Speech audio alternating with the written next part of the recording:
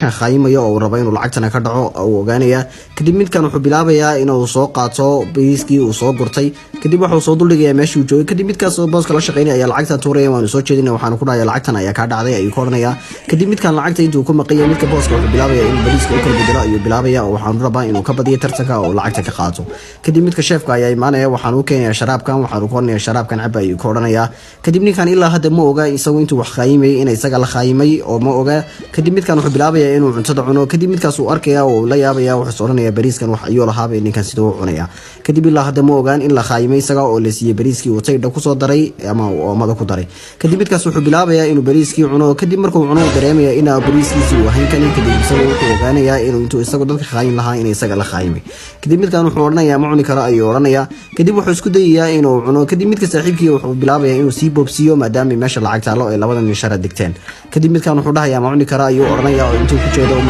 ninkaas ayaa dhamaynaya cuntadii kadib wuxuu ku oranayaa cuntadii waan ka hordhameeyay ayaa laga oranayaa lacagtiina bartaas ayaa laga qaadaya oo laga badinaya oo ninka khaayinka intuu isla dadka khaayin ayaa isagii la khaayimay oo laga badiyay kadib midkan uu oynayaa kadib midka chefkana wuxuu ogaanayaa inuu ninkan khaayimaad iyo wax waday kadib labadani way ku qoslayaan